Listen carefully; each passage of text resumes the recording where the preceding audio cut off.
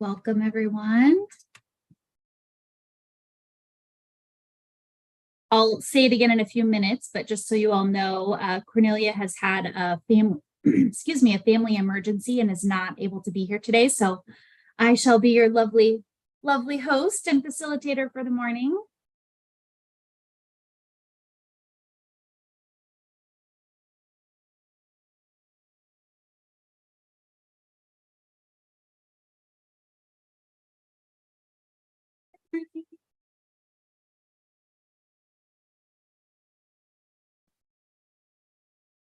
Live stream is good, and I'll start the recording right now. It's 9.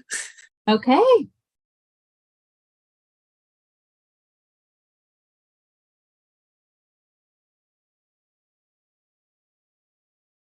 All right, let me get stuff situated here. Good morning, everyone. I know we'll probably have a few more people joining here in a few minutes as we go, my name is Lindsay O'Ryan. I'm a project manager at the Center for Public Partnerships and Research and sender of so many emails to you all. So hopefully my name is very familiar.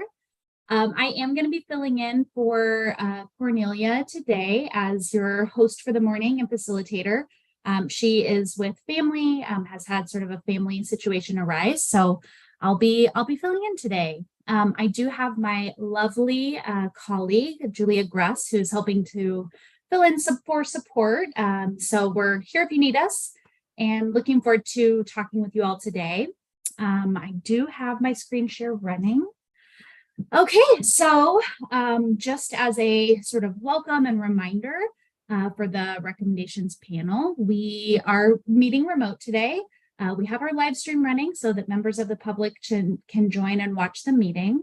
I will ask that everyone try to remember to say your name when you come off of mute. That way, in case we have viewers who are just listening in, they'll kind of know who is talking if they can't see faces, those sort of things. You can use the raise hand if you like, but you're welcome to just come off mute at any time. This is your meeting, so please feel free to jump in. All right, so just a review of our agenda, which everyone should have had in advance. We will approve the agenda and then have the opportunity to approve the meeting minutes from our April meeting. We have the Kansas Open Forum time. Kelly will be jumping in to do a Kansas Early Childhood Task Force update. And then we have a couple of short, but I think really great presentations to share some information in the early childhood system with you today. Core competencies for early childhood professionals will be Linda Logan with Casito and probably a couple of other colleagues. We have the Kansas Child Care Quality Improvement System, which will be Sarah Minshall and others from Child Care Aware. So excited to have them here as well today. And then we'll have time for all of your groups to share some updates from your tactic work groups and for you to engage in conversation with the rest of the panel if you would like to do so and you are ready for that at the moment. A few bright spots, upcoming meetings, and then we will officially adjourn. Have a short little break, and then we'll open up some meeting room space for your work groups to continue work. So our first action items, I'll be looking for someone to approve, or if you have any edits to our May agenda, please feel free.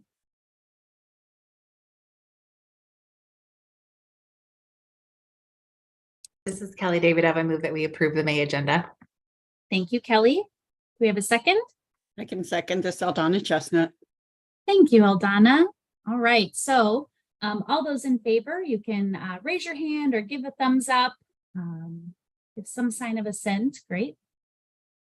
Thank you. All right, and then any opposed?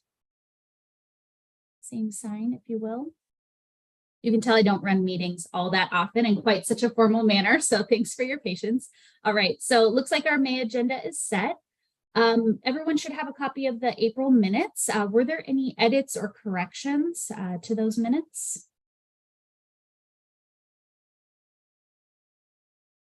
Great. If not, I would love a motion to approve those, please.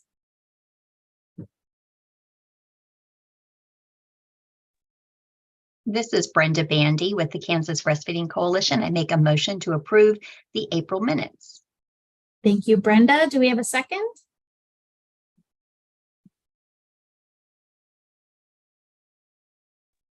This is Mallory Alano. I second.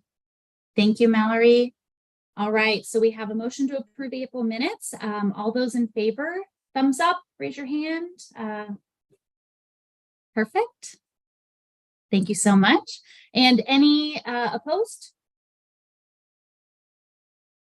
Great. Okay. All right, so moving on, we do hold a portion of the meeting to create space for Kansans to share open comments with the panel for consideration. There's also the opportunity to come and share comments for a short period of time in the meeting. We don't have any comments today, but just want to encourage anyone who might be interested to take advantage of that opportunity. There's a link on the Children's Cabinet website to kind of submit that request. And if you have any questions, you can always reach out to me as well, Lindsay O'Ryan at ku.edu. So we'll go ahead and move on for today, but please know that that opportunity is available. All right, so first up, we have Kelly to give an update from our most recent Early Childhood Transition Task Force.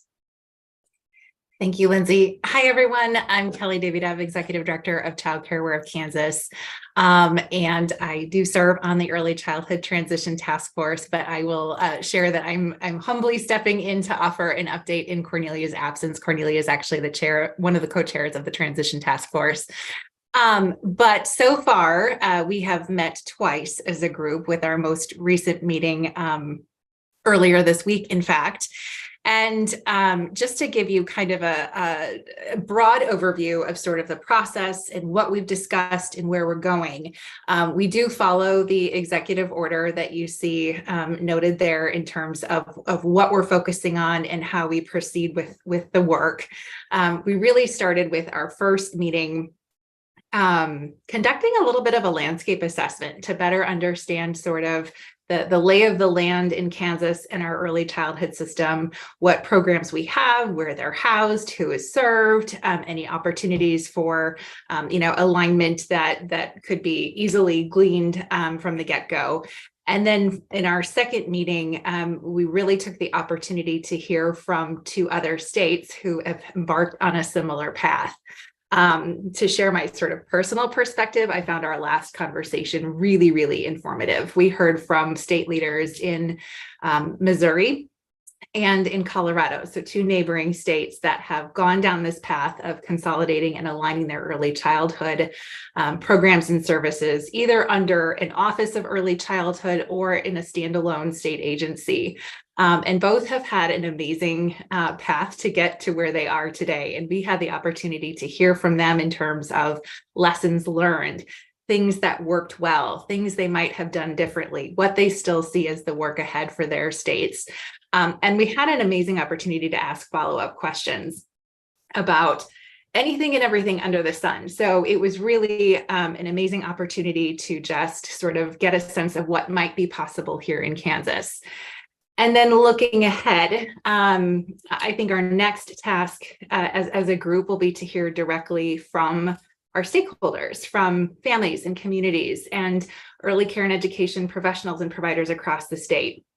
So I believe that there are some regional listening sessions that will be shared or announced hopefully fairly soon. I think those are in the process of being scheduled. I don't actually have those dates to share with you at this time, but be on the lookout for that.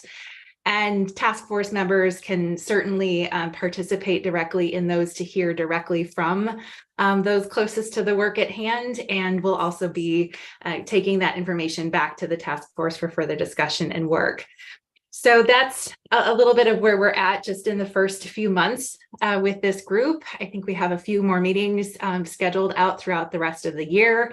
And I know we've been charged with delivering a set of formal recommendations for consideration by the end of this calendar year. So that might be what I would offer to start with.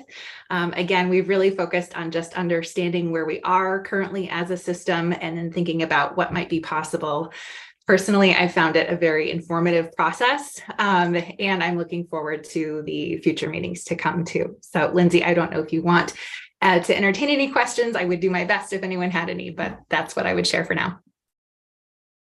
Certainly, if you're open and anyone has questions, no promises that we can answer, but we certainly could try if anyone has any thoughts or questions.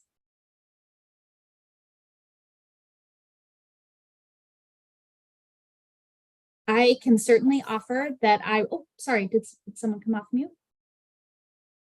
Okay, I can certainly offer that I would be happy to track down the information for the listening sessions and make sure to share that back with you all so that you can attend, but also to share out with your networks as well to make sure that we have good representation across the state and a chance to share a lot of voices through that process. So Kelly, thank you for the update. Really appreciate you filling in and keeping the panel abreast of that work, especially since Cornelia is not able to be here today. So thank you so much. Really appreciate that. All right. So I am going to turn it over to Haley and Linda as they share some information about the workforce competencies, the core competencies. So thanks for joining us today, and I'll be happy to advance your slides when you're ready. Good morning. My name is Linda Logan, and my colleague Haley Heineck and I both work for Casito, and part of our job is to facilitate the Workforce Development Advisory Group. The Workforce Development Advisory Group's purpose with funding from DCF is to establish a workforce facilitation center to be guided by an advisory committee of early childhood partners from all over the state to coordinate a comprehensive and systematic approach to workforce development throughout Kansas. 4 work groups have been formed to complete more detailed work, and those are core competencies, equity, inclusion, and diversity, individualized professional development plans, and an annual workforce needs assessment. So Haley and I are here today and pleased to provide some updates with the core competencies work and the individualized professional development plans. So next slide, please. Now just a warning, I've been having trouble with the word competencies lately. I think I've said it so many times throughout the years, so just know that going in. The competencies comparison chart, I think, was sent out prior to this meeting, and I hope you had a chance to view it. As a quick reminder, the core competencies work group has conducted a 2.5, almost 3 years research and review for already existing core competencies that would meet the needs of the Kansas early childhood workforce. In December of 22, our recommendation to adapt the Nebraska core competencies for Kansas was presented to the Kansas Children's Cabinet Executive Board, and it was approved. You can see the differences between the Kansas-Missouri core competencies and the soon-to-be Kansas core competencies via the adaptation from the Nebraska core competencies. The Kansas-Missouri competencies have 8 content areas and 5 levels of skills indicators, and the new competencies have 9 competencies areas. Well, they have determined them as domains, and then 4 levels. So this is just a brief synopsis of I think the easiest way to view the differences right for now anyway. The main difference in the competencies themselves is that the Kansas-Missouri core competencies are education-based. And the new Kansas core competencies will be knowledge-based, which means that whether you have a GED, 30 years of experience, a master's degree, these competencies will provide you the guidance for your own choices of professional development. whether they are selected to meet licensing hours, CDA, coursework, or just your ongoing learning. Okay. Not every domain has all 4 levels, and each of those levels were determined by the skill or indicator and the level experience needed. So for example, with the new competencies, level 1 is going to be understands and has knowledge of. So the comparison chart was developed so that both early childhood professionals and professional development organizations like Casito and Child Care Aware of Kansas could access it as a quick reference and provide us with a visual of the upcoming change. Okay. The core competencies work group feels that the new core competency format presents a user-friendly, easy to access, and a greater detail in each of the domain areas. The next steps for our work group is an in-person meeting on Monday, May 22nd, to review the edits that have been made to the Nebraska core competencies to be Kansas specific.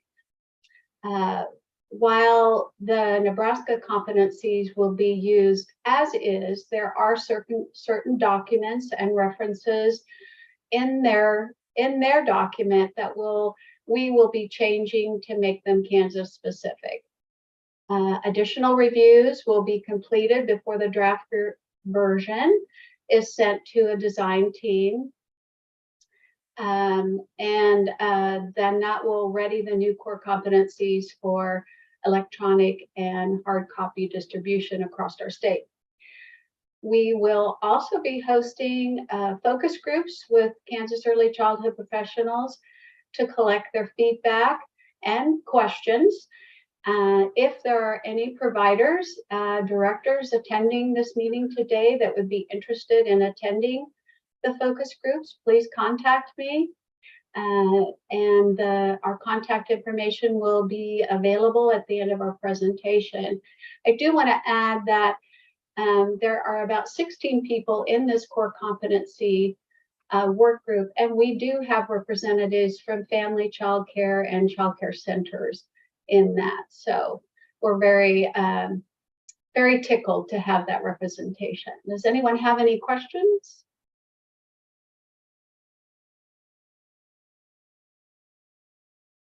Okay, I will hand it to, next steps. I forgot, I have more to say. So our next steps are to develop guidance and support for transitioning the coursework from the old core competencies to the new. So we are developing a transition plan, obviously. And I'm speaking for Casito, but I'm sure Child Care Aware also. We will have many of our trainings that we provide to providers that will need to be adjusted for the new core competencies. We'll be developing a course for direct service providers around an introduction and using the core competencies that will be an open access course on our online format that Casito currently uses for our online courses. I think that's it. Sorry for that little blip there. Okay, next Haley Heineck will speak with you about the individualized professional development plans. Thank you, Linda. So the Workforce Development Advisory Group over the last couple years has had a work group focused on developing an individualized professional development plan that will be recommended for statewide use. And work on the draft of that is nearly complete, so almost out of draft phase and ready for distribution. For those unfamiliar with an IPDP, an individualized professional development plan, an IPDP is a tool that guides you through the process of reflecting on strengths and interests, as well as determining areas that might benefit from some additional focus. And the information you gain during this process helps provide the framework for setting individualized goals, for increasing personal knowledge, skills, and expertise. So the proposed IPDP can be used by both direct service professionals and support service professionals alike. And when using the IPDP, all professionals will complete a self-assessment as step one, and then identify areas of focus through guided goal setting, which includes creating an overall goal statement as well as specific outcome statements. And then finally, some steps for planning and documenting professional development.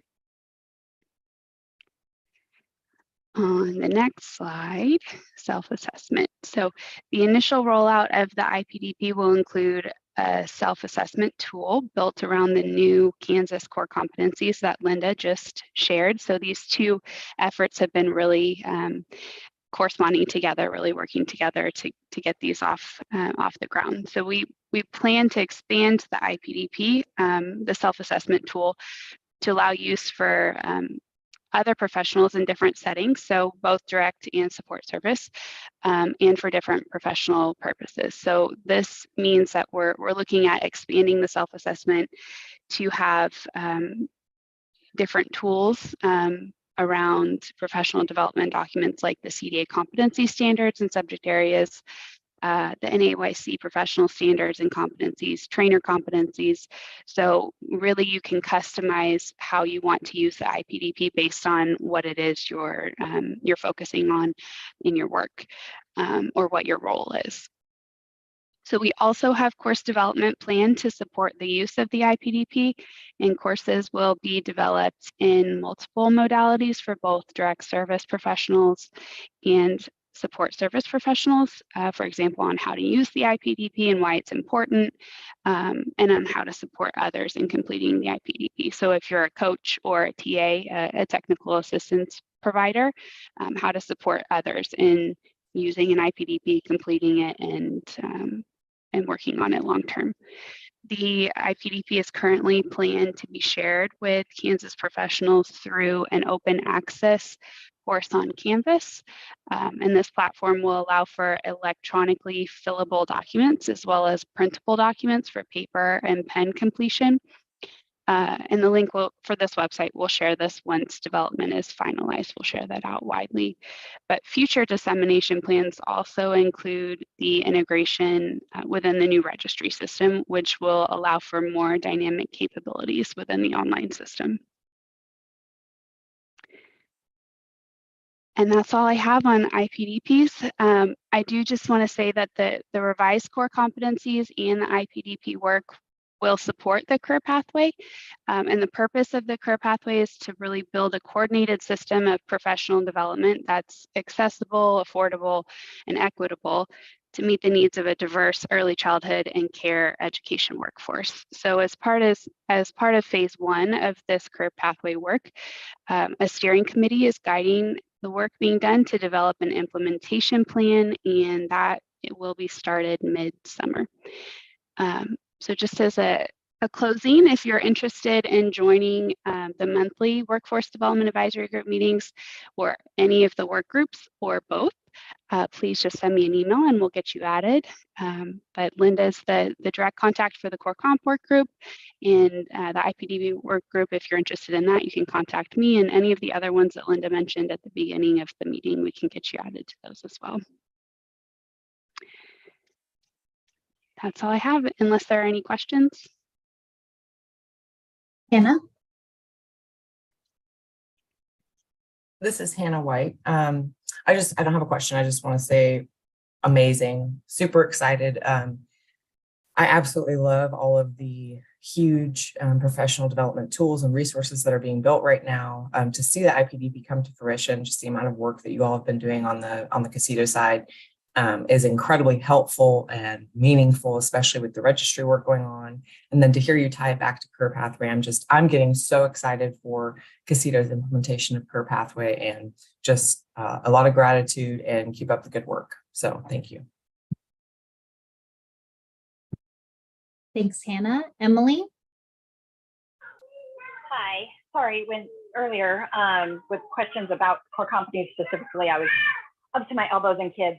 But I do have a quick question about the core competencies. I know since the beginning of the calendar year, some providers have talked about like kind of the difficulty in being able to have certain things approved. Like I've heard of people that like from a DCF end were being told that things like their food trainings, you know, whatever they did for their food program wasn't going to count, and their CPR trainings weren't going to count towards health and safety.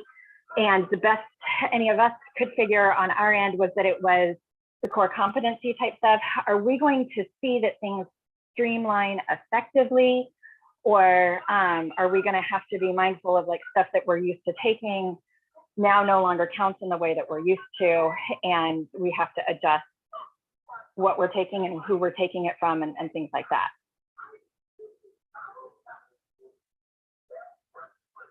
Well, I can answer that. We will still be using the KDHE approval system. The core competencies will be used for future course development and approval, as we have done in the past. So I think some of your question, Emily, probably would go back to KDHE.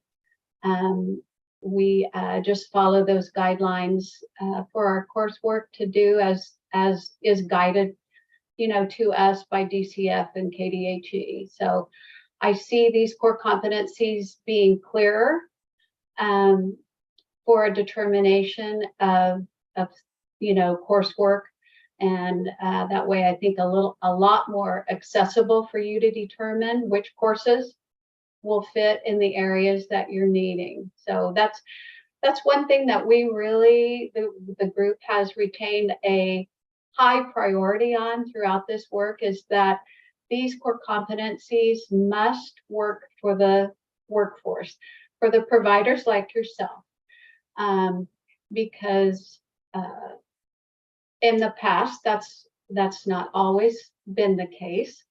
And so that has been really our springboard, is that it must work for our workforce first. And then of course, in alignment with, as Haley mentioned, everything else that's going on, which also includes high school career, you know, career pathways, 2 years, 4 years, and technical schools. So we're really trying to make this, as you said, a seamless effort in the whole process. Thanks, Linda. Jarvis for KDHE. I just want to say, kind of piggyback off what Linda said, and us here at KDHE, we are trying to be more open too about, you know, what is being approved as well, but also, like I said, ensuring that we're in line with DCF standards. So that's something we're definitely open to, and making sure we can get more of that going through. Something I was just going to add, oh, sorry, this is Hannah White, is especially as we're considering all of these investments that are happening in the next year, we will get to a point where as a system, we've recognized high quality professional development that may not currently be approved for KDHE hours. And so that's just something that we need to work through. And it, you know, KDHE is a great partner, and it sounds like they're willing to, you know, walk through that with us, but the registry is going to be a really wonderful tool to do those approvals. And so we'll have a new system that we can actually submit and kind of introduce new training opportunities outside of the bucket that we're typically used to. So yeah, I mean, and career pathway too, I think ultimately Casito is going to make some determinations about what high quality professional development looks like, or what career pathway eligible professional development looks like. And we need to move away from everything just being KDHE approved. That's wonderful for providers that are working in a licensed setting. But the reality is that we have childcare providers and supportive services that work in license exempt and other settings. And our professional development system is for everyone. So.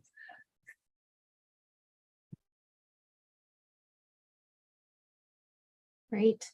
I will make sure to gather the information for the focus groups from Linda and share that back with you all, so that if there are providers or others in your networks or areas that you can encourage to attend and participate, we'll make sure to get that information out to you as well. Any other questions for Linda or Haley?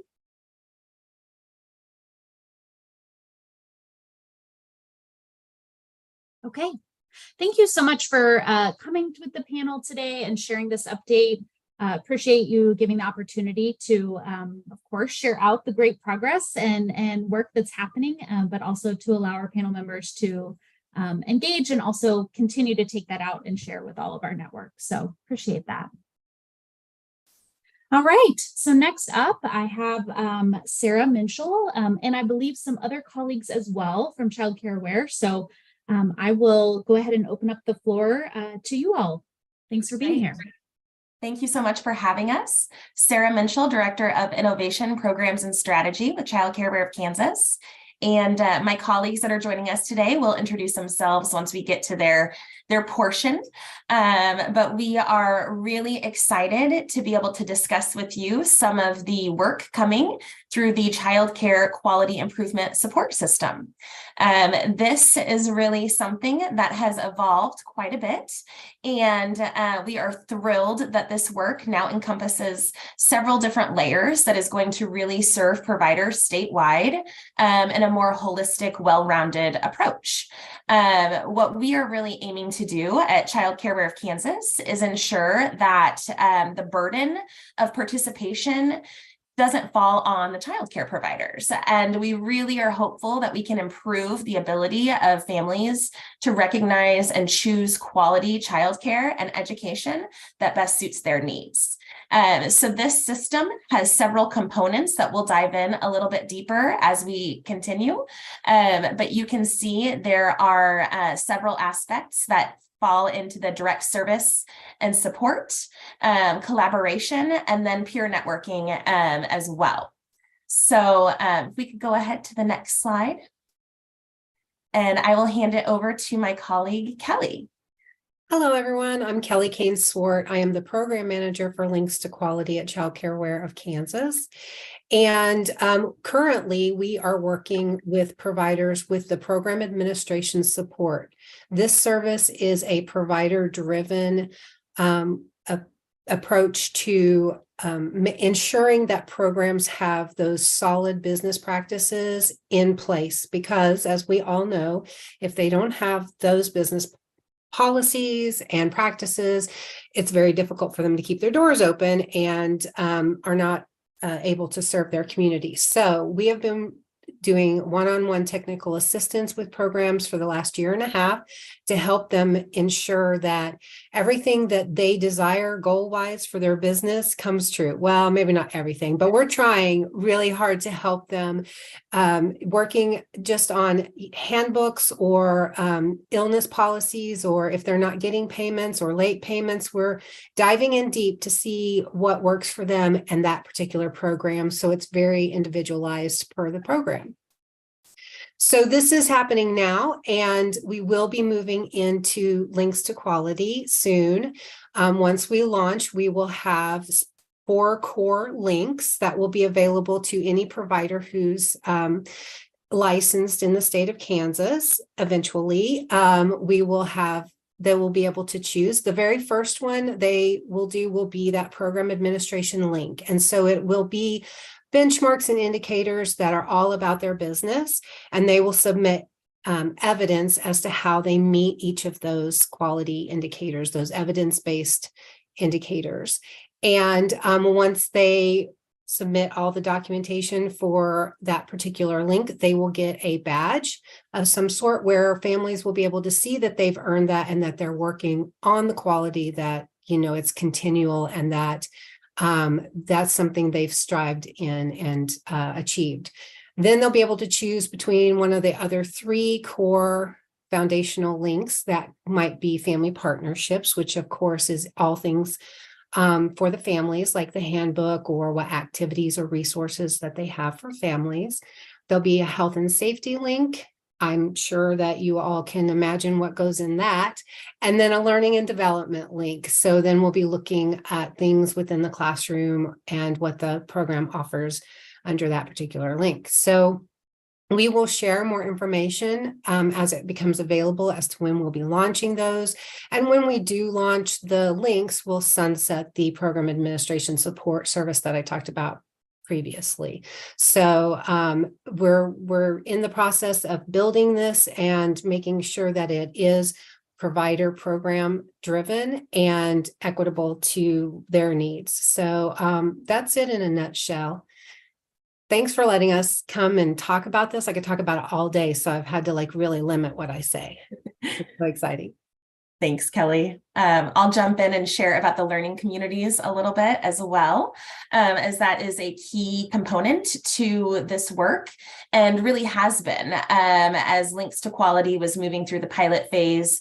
Something that we heard from providers was that they really enjoyed those learning community meetings. They gained quite a bit of institutional knowledge from each other, as well as it was a really nice sort of grounding point and place to come to receive resources and information around the links themselves, as well as localized needs and resources that could be really asked for from the providers. So we are thrilled to be able to continue to offer learning communities, and we are going to be expanding those. So we are so excited to be able to invite licensed childcare providers throughout the state to participate in learning communities.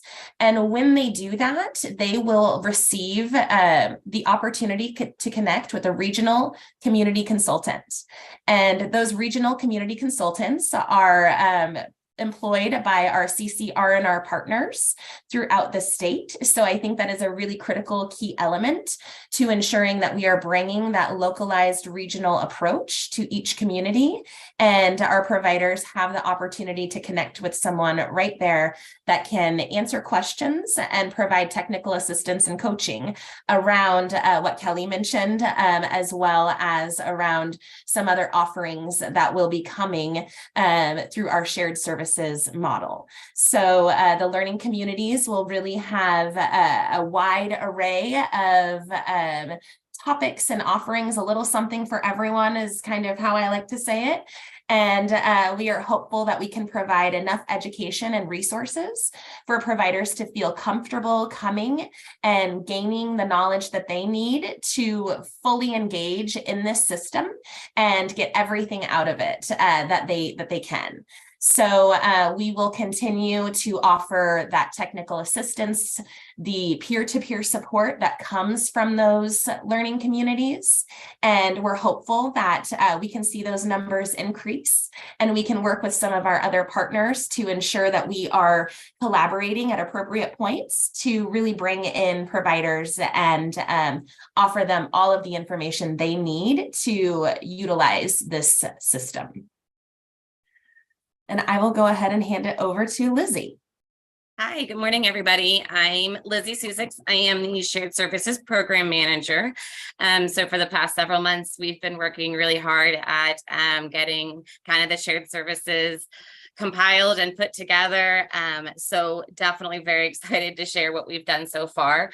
One of the elements of the shared services model that we're going to be able to offer all of the licensed childcare providers that are part of the shared services is a childcare management software program.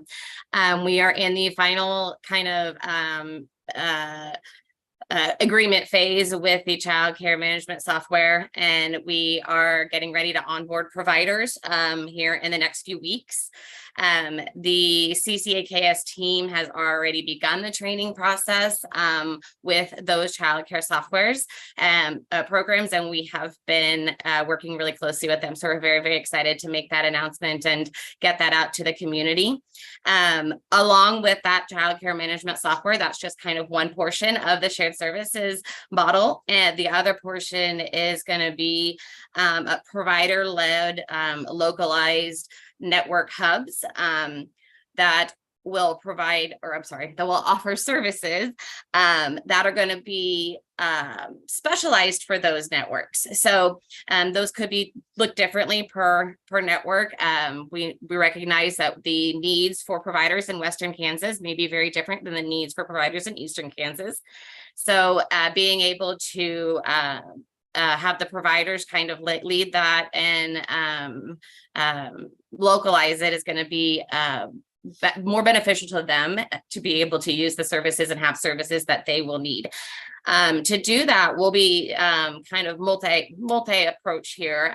We are connecting with our regional community consultants as they lead those learning communities, getting feedback from those learning communities, but we will be also conducting surveys out in the community with providers to see what kind of services they would like offered.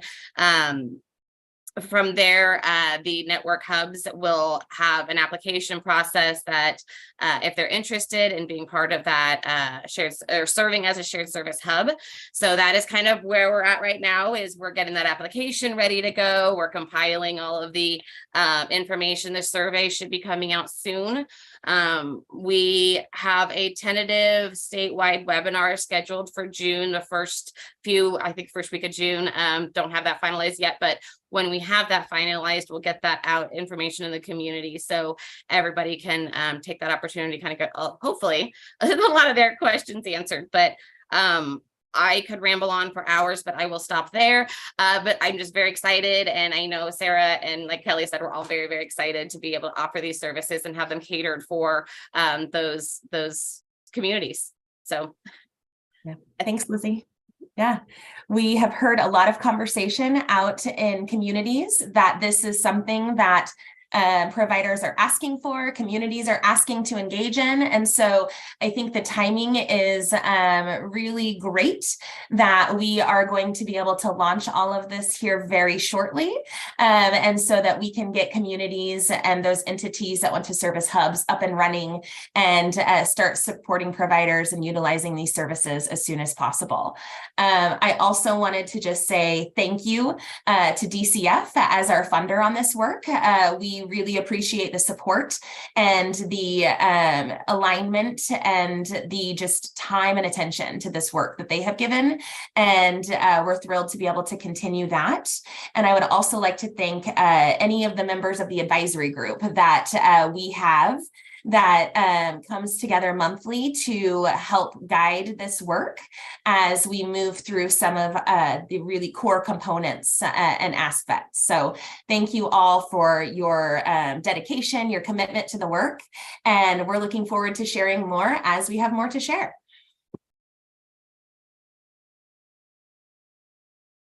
Wonderful. Any questions for Sarah or any of our other Child Care Aware staff who've joined? Great.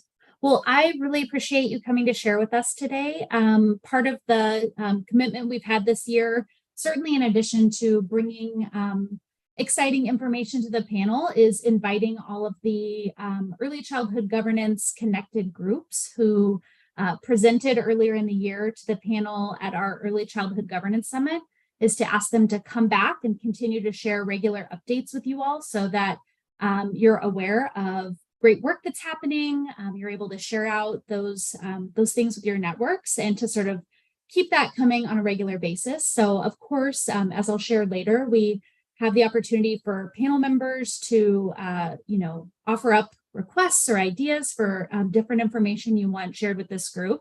But we'll also continue to reach out to those different governance groups and ask them to bring information back to you all. So again, thank you, Sarah and Kelly. And I'm blinking. Lizzie, awesome. Thank you all so much for joining us today. Okay, we are going to jump into our All In for Kansas Kids work group reports.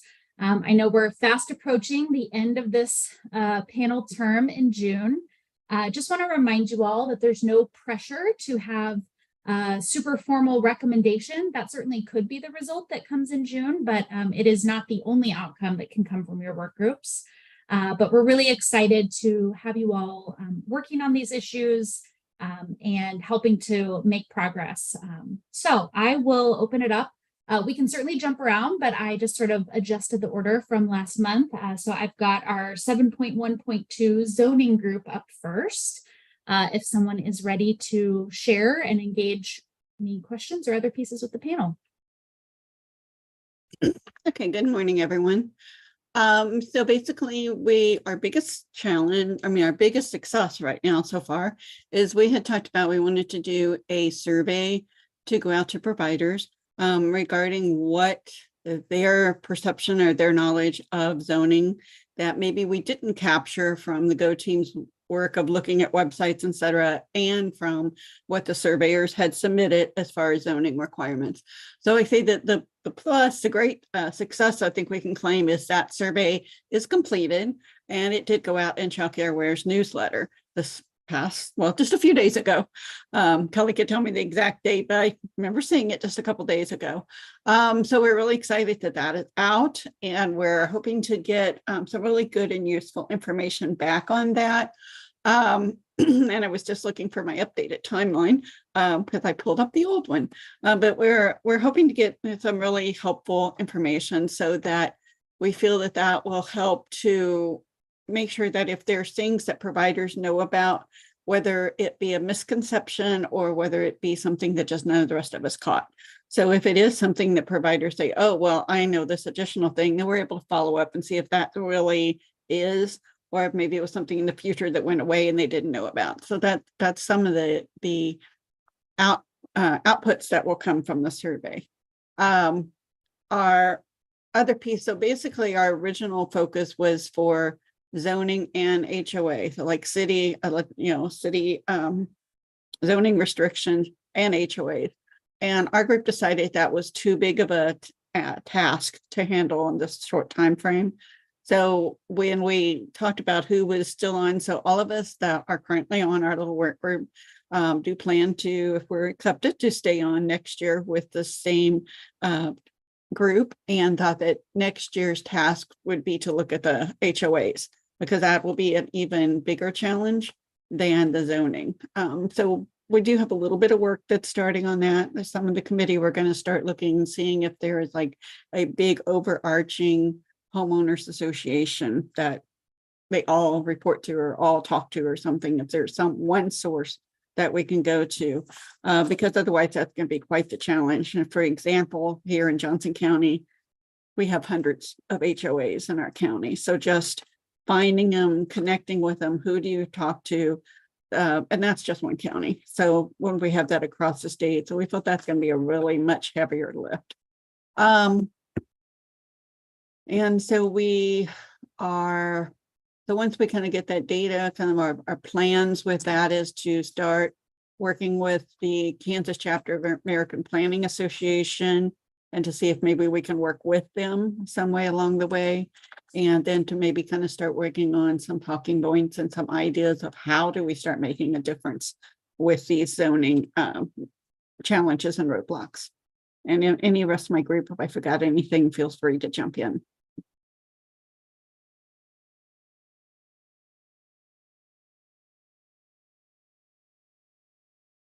Awesome. Any questions or comments back from anyone else for this zoning group, or Eldana or other members?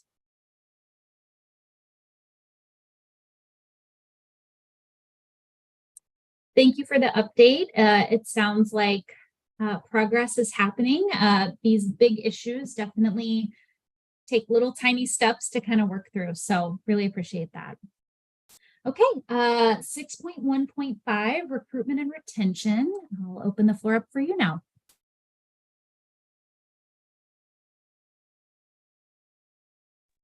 Okay, I think I can find all my buttons here. Okay, so so our goal here, as it says, is to document and address recruitment and retention. So it's everything that you would expect without the compensation and benefits piece. So we have had an additional meeting since our last big group meeting of the panel. And what we kind of narrowed it down to was we were going to we started to focus on how we can look at professionalism. This is a little bit hard to dive into, but when you start to look at things that make people feel good about staying in the field, feel good about themselves, it's these feelings of professionalism, of people respecting you for who and what you are, what you do. And so we thought that sort of deserves some more attention. And so we did get one of our members was able to pull together a number of articles that we're reviewing, but the idea is that maybe we want to look at that addressing the problem of ECE retention via increased endorsements, credentials, certifications, things that a person can kind of say, hey, you know, I have this, I have that, I am a professional. I'm not a glorified babysitter. Hey, look at me. So trying to kind of promote these things so that people will be more involved and hopefully more likely ultimately to be retained in the field. So that's one thing that we were trying to kind of focus on. But I think after having some discussions with Lindsay too over this past week, that we have created a very large list of things that we see as barriers and ideas for ways to address them, some of which are just too big for our group to do. We don't have the resources, the funding, or the time to tackle them ourselves or to even envision what a recommendation would look like. But we have some general ideas. So based on an idea of Lindsay's, I think we are going to go ahead and work towards creating at least a master list of the ideas we've come up with so far, so that others that may be doing this sort of work going forward can use that as a jumping off point. It'll be a place to start. They'll have some of our ideas all in one place. It may not be work that we're able to tackle, but maybe somebody else is.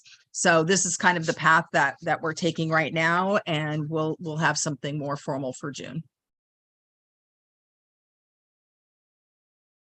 Thank you, Amy. Any questions or comments for this group?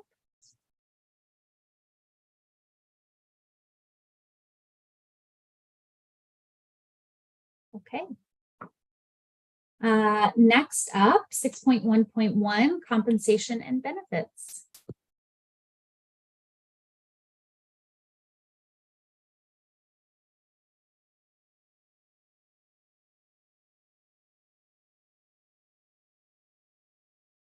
Hopefully.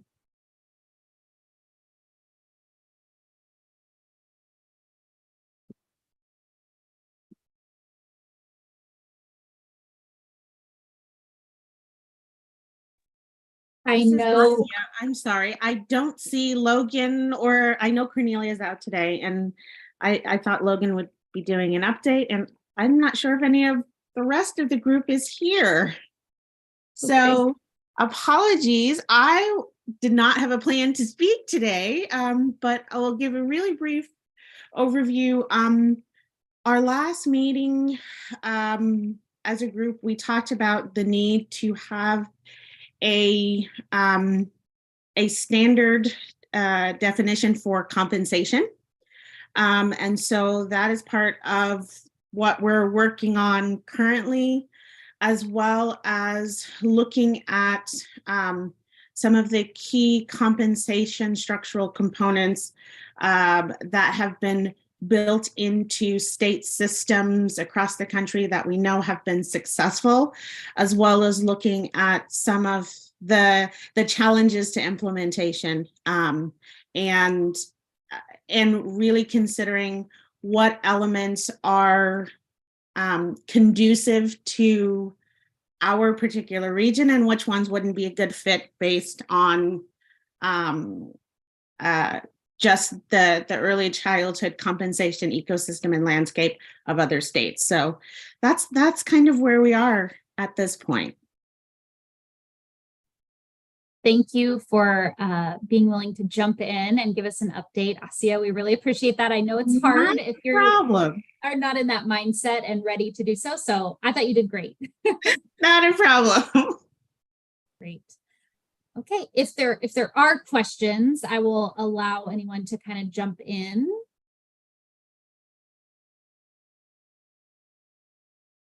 Okay.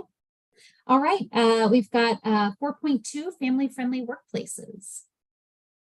Thank you, Lindsay. This is Brenda Bandy, and I have been asked to speak for what our work group has been doing on this. And actually, I think that we may have some of the easiest work of all because there is a lot of work in our state going on around this.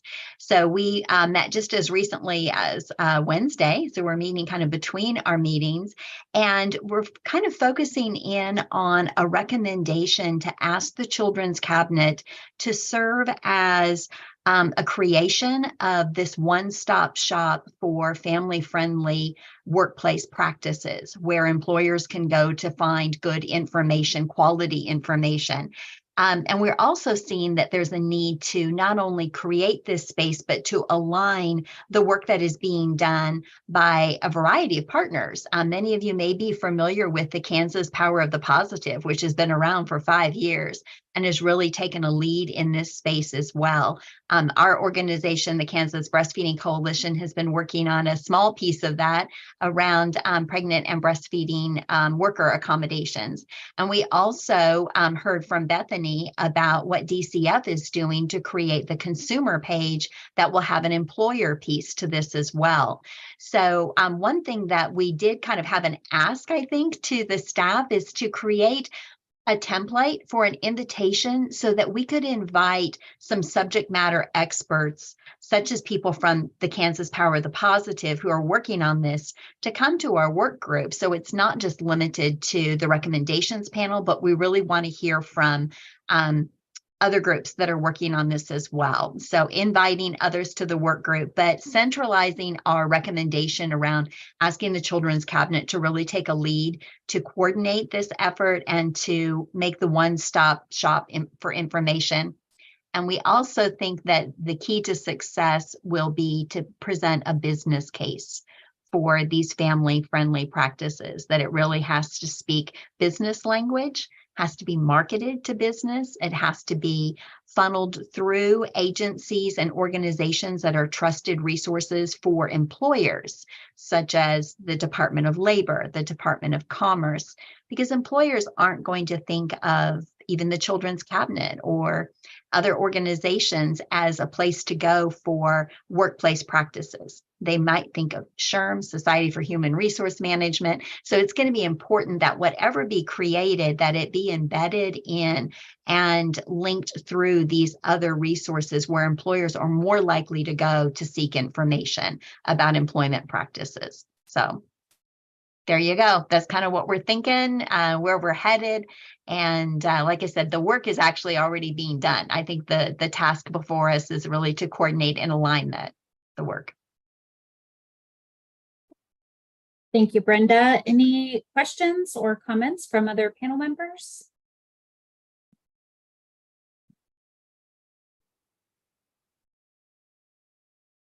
Okay. Well, thank you all for the updates. It's really exciting to hear about the progress that you're making. I know there's already sort of talk about what might come in the future and for this next panel term, and please don't rule that out. Certainly we sort of put a kind of a time limited deadline to have some sort of outcome or next steps or kind of where you're at in June. And we're really excited to see that. But there's plenty of work to be done. And certainly your group could sort of propose thoughts and ideas to continue that work into this next term. So keep that in mind as well. On that note, I just wanted to thank all of you for your participation in the panel, certainly, and for those of you who have applied to continue for the next year. We actually had an amazing turnout of people who are interested in participating, which is so wonderful to see the interest. We had 84 applications, so that is a huge group and certainly more than we have really room for to have sort of a functional and efficient group. So the Children's Cabinet will be presenting a slate of members for the Children's Cabinet Board at the June 2nd Cabinet meeting. So we won't have any communication on sort of what that final list looks like until after that time. So keep an eye out for that, but just really want to thank literally everyone who has participated and is interested in continuing. And I know several of you have reached out to let me know why you maybe haven't applied, and certainly understandable for all of those reasons as well to continue. But we do really thank you for everything that you have done and continue to do, certainly on the panel, but just for early childhood and in Kansas. Okay, so we have some time and space held for bright spots. As you start thinking about those, just want to share that we do have again, a quick space for you to drop an idea if you have requests for agenda items for the panel for work or for resources that you'd like brought to the panel. So remember to use that. It's on our SharePoint hub for the panel. And then a couple of notes about upcoming meetings and dates are on the screen. But I'd love to open it up to you all to share bright spots. So feel free to come off mute, or if you want to raise your hand, I can call on you in case we have a rush, either way. This is Hannah White, and I am the workforce coordinator. I work for the Children's Cabinet, and just wanted to share a couple of cool things that we saw on the registry this week. So all of this is just back-end building and kind of playing around and working on the experience. But this week we got to see what the general public could see as far as a statewide training calendar. So professional development opportunities that all public can see, regardless of whether or not you're a registry user. And then the other really cool feature was some advertising of grants and other like professional opportunities.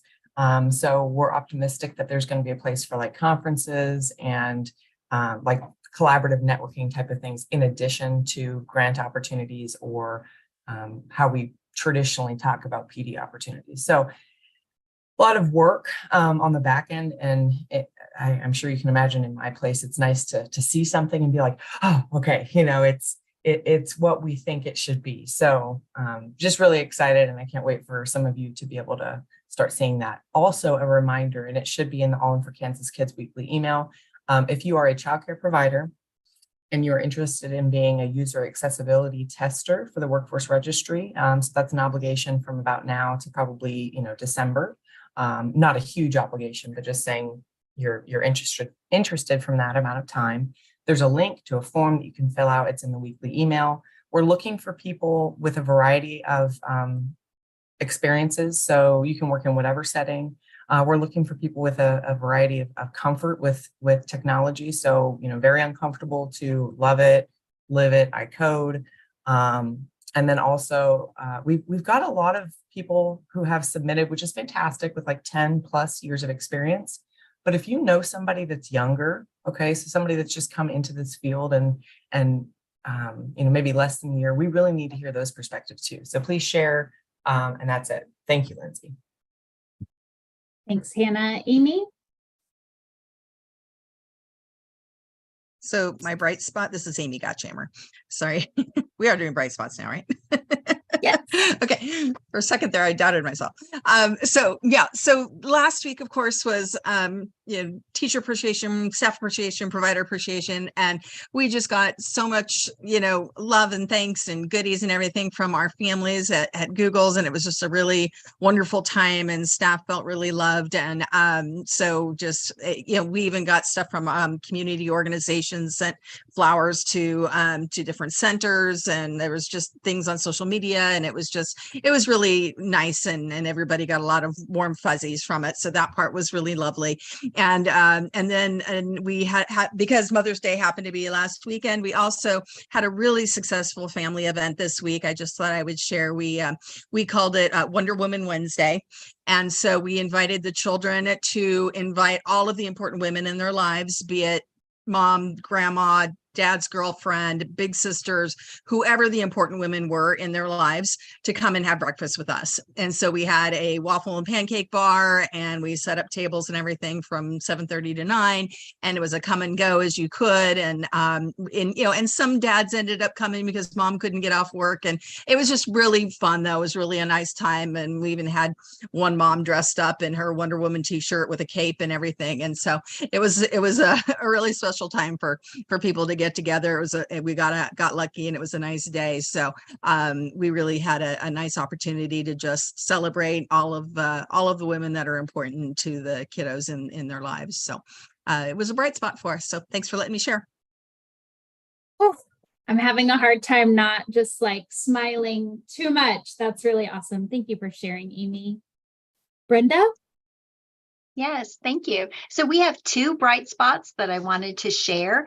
One is that next month we will be celebrating our 10-year anniversary, being in partnership with Casito and KDHE to support the course that we've been providing, how to support the breastfeeding family in the childcare setting. So who would have known 10 years ago when we sat down to lunch with Patty and Linda, our goal was to train 60 childcare providers. 10 years later, I am so excited to say we have trained over 5,200 childcare providers. So thank you to everybody who has made that possible. Thank you to Patty for your leadership, and to KDHE, Jarvis, and your predecessors for investing in this program. We also, with the support of Childcare Aware, have been able to translate this into Spanish. So that is new this year. So if you have any Spanish speaking childcare providers, we're now able to provide that same training to them directly in their language. And then the second announcement is in partnership with Childcare Aware of Kansas. Once again, they awarded the Breastfeeding Friendly Childcare Provider designation to Joy Childcare Development Center in Dodge City. So they join our long list now of breastfeeding friendly childcare providers. So thank you, Kelly, for your partnership with that and making that possible. Thank you, Brenda. Eldana? Thank you. So basically our couple of bright spots. One is that we had our first meeting of our Johnson County Early Childhood Coalition. And we had about 24 people signed up for it to come. Really good conversation, really good participation, and already have our first activity in process. And then the kind of adding on to that, we were also asked to, myself and Kelly and one of our local providers were asked to present to Overland Park Chamber, to their policy committee, and to talking about the importance of childcare and how to get communities and businesses, et cetera, involved. So that was really exciting. And from that meeting, I got three more businesses that asked to join our childcare coalition. So this was a very bright spot for us. That is amazing. Thank you for sharing. Jarvis? Yes, I just had a couple things. As many of you know, KDHE and our childcare licensing program, we're doing our review of regulations. So I just want to let everyone know, update on that it's going well. It's a grueling process. We meet twice a week for about an hour and a half to 2 hours. And then depending on what we got done or what homework we need to do, we may have another meeting during the week. But we're staying on schedule with that. It's going really well. It's just exciting to be a part of this review process because it is a big project. So we'll be happy when it's over and to be able to have some good changes for the program. So and then also I just wanted to highlight our provider education series we had a few weeks ago. And we had a pretty good turnout for that.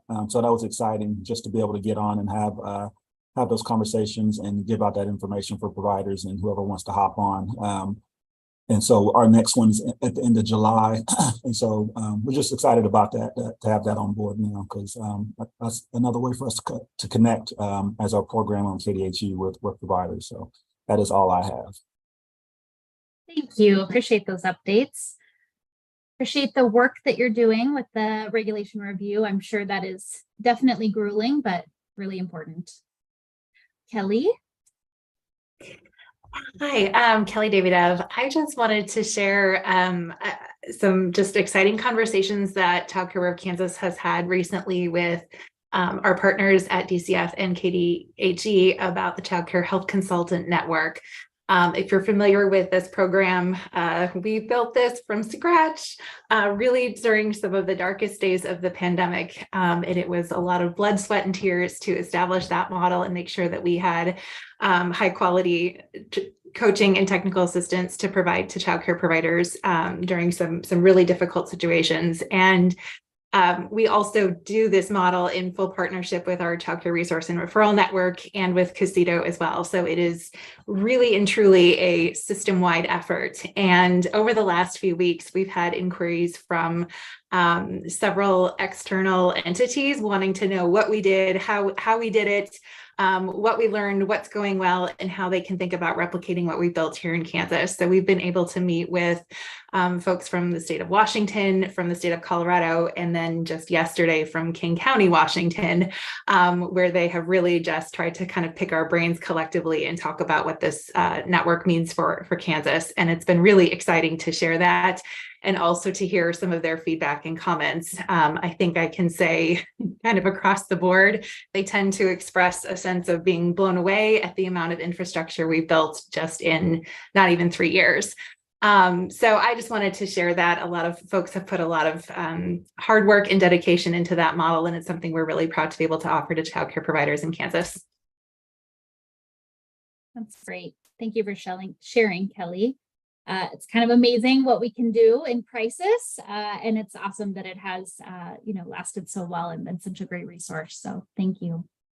Any other bright spots or comments or anything else from panel members today?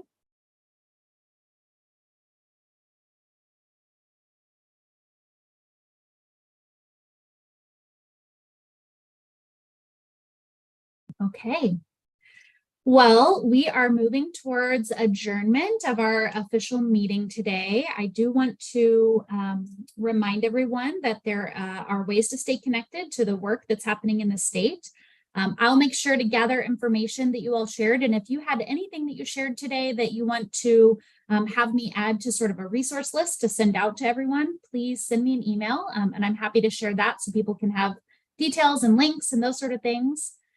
We are going to officially adjourn and then hold space for a few minutes, take a quick break, and then we will open up breakout room space for our work groups to be able to meet. And you can use those for as long as you want and need today. And our next meeting is, let me go back because I'm going to blank. Yes, June 16th. I thought it was the 16th, but wanted to make sure. So okay, so thank you so much for being here today. We will open up the breakout rooms, probably plan to join at about 10:20, but I'll open them up here in a few minutes and they'll be available for whenever you're ready for them. Thanks so much, everyone, and have a lovely day and a nice weekend.